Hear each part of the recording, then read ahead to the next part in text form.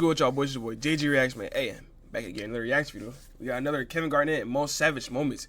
Hey, gotta see more Kevin Garnett. I gotta see what he about. Let's get it. Was one of the meanest and most vicious trash talkers that ever played in the NBA. KG had no filter. He cursed like crazy. He didn't take crap from anybody, and nobody was safe from his verbal assaults. Here are the most savage stories. Damn, what the f? This nigga's spitting everywhere. Garnett's Hall of Fame smack-talking career. Yeah, I gotta see more Kevin Garnett. Charlie Villanueva had a solid but very unspectacular 11-year NBA career, and the casual fans mostly know him for his somewhat unusual look. Villanueva has a condition called alopecia universalis, which, for all you non-doctors out there, don't tell me, means bro, that Charlie can't grow any hair on his body. I'm sure that he's heard a lot of comments about it throughout his life, but during a game in 2010, Garnett decided to take it one step further and called Charlie a cancer patient. Charlie knew many people who died of...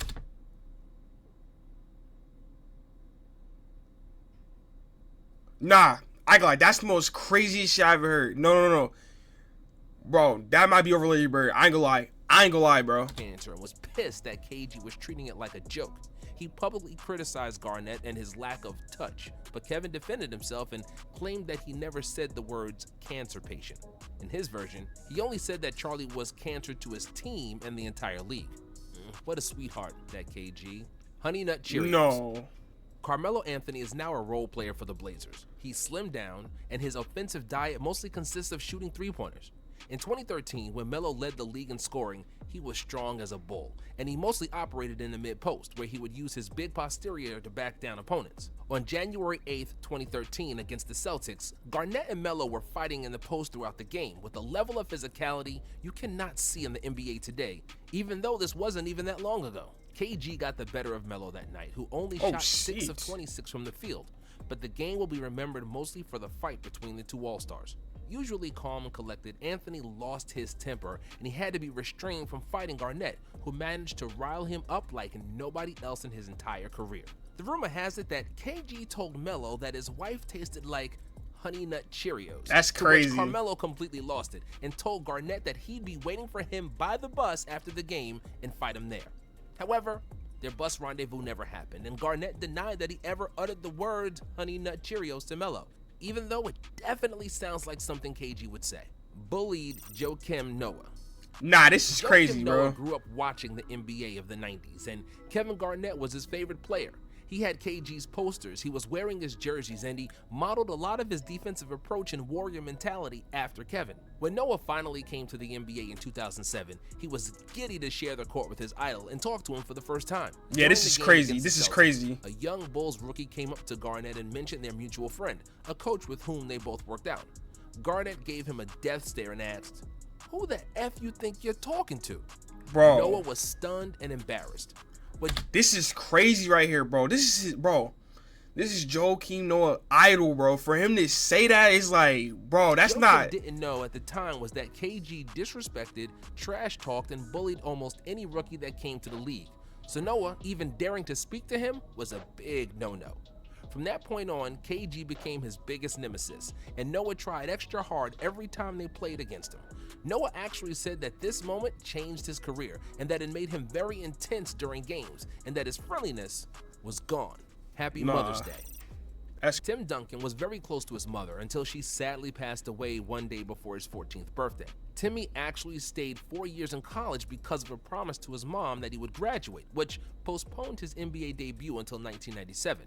At the time, KG was already established as the best young power forward in the game, and the two future Hall of Famers immediately became fierce rivals. Duncan rarely ever talked on the court, and KG was trying everything to throw him off his game. May 9th, 1999 was Mother's Day, and the day was one of the first-round playoff series between the Spurs and the Timberwolves.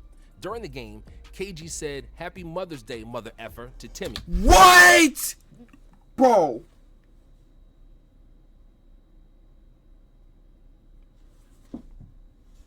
Bro, he's over Larry Bird. I don't care what nobody say. He's the biggest trash talker ever. He's over Larry Bird. I don't care, bro. That's enough said right there, bro. That Duncan's mom died of breast cancer. Wow. KG was ruthless and a crazy competitor, and he had no boundaries in his trash talk if he felt he could get under his opponent's skin and gain an advantage. Unfortunately for him, Duncan couldn't be rattled that easily, and he led the Spurs to victory in that game and hated Garnett ever since. Ready for war. Wow. Kevin Garnett wanted to win more than he wanted to breathe fresh air. Unfortunately for him, the Timberwolves didn't do much winning. Before he arrived, they never made the playoffs. When he got drafted, they got to the playoffs each year on KG's talent alone, but they couldn't do much after that. So when they finally assembled a talented team around him in 2004 with Sam Cassell and Latrell Sprewell, Garnett showed what he could do with more talent. The Wolves won most games in the Western Conference. KG won the MVP award, and they finally passed the first round after 7 straight first-round playoff exits. In the second round, they met Chris Webber and the talented Sacramento Kings, and the series was even after 6 games. When asked about what Game 7 meant for him and how he prepared, KG provided one of the best sound bites in the history of the NBA. Game 7, man, this is it. This is for all the marbles. I'm sitting in the house, I'm loading up the pump, I'm loading up the Uzi. I got a couple M16s, couple 9s, got a couple joints with some silencers on them. I'm just loading up clips. Got a couple grenades, a couple missile launchers with, a couple missiles. I'm ready for war. He said it completely deadpan. And I'm not entirely sure he was joking because of how passionate he was and how much he hated losing. Of course, KG backed it all up with his game, and he led the Timberwolves to an 83-80 win with 32 points, 21 rebounds, 4 steals, and 5 blocks. Made players and teammates cry. We already told you that KG was especially mean to rookies, but not even the rookies on his own team were safe. During the 2008 Celtics championship run, Glenn Davis rarely played, and when he did play, he made a lot of mistakes, like all rookies do. Davis looked up to KG a lot, and when Garnett yelled at him and cussed him out after he made a mistake in the game, Davis couldn't take it, and he burst into tears on the bench, which earned him the nickname Big Baby. A similar thing happened with Andre Blatche in 2010. Blatche played for the Wizards, and he got absolutely crushed by KG's defense in the fourth quarter, where he couldn't buy a bucket. Of course, it didn't stop there, and Kevin was taunting him the whole time, adding an insult to injury. Blatche was visibly upset, and he was barely holding up tears on the court.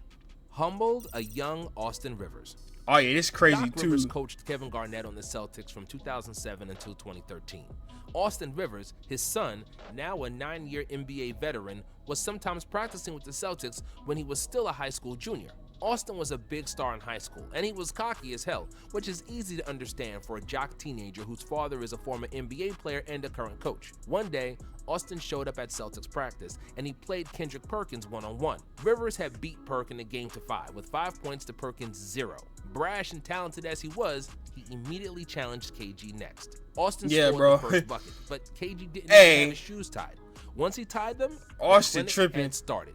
KG showed young Rivers that he has a lot of work to do as the game finished 5-1 for Garnett. Austin was so angry that he kicked the ball into the stands, after which his dad threw him out of practice. That's Don't just mess crazy. with a hungry Garnett. KG was very old school in many ways, and he always respected the vets on his team when he was a younger player, and he expected the same thing from his rookies when he got older. Mason Plumlee was a rookie with the Brooklyn Nets in 2014, and he needed to learn a few lessons. He ordered his food before the veterans on the team plane, and KG wasn't having it. He made Plumlee act as a stewardess for the rest of the flight and serve food to the entire team before he finally had a chance to eat. Another food story happened during KG's tenure with the Celtics. It was an unwritten rule that the players, who had burnt up a lot of calories during the game, all ate when the game was over. The food was always waiting for them at the team facilities, and one time a couple of team doctors were there eating the food. KG came over, knocked the plate out of one doctor's hand, barked that this was the players' food, and told them to get out. It was a classic example of KG's willingness to die for his teammates and being an ass to everyone else.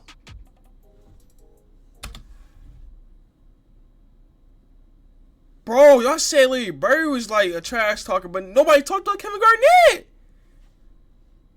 Now, don't get me wrong, Larry Bird is like a big trash talker, but like, bro, Kevin Garnett was like a savage, bro. Like, this is a real savage.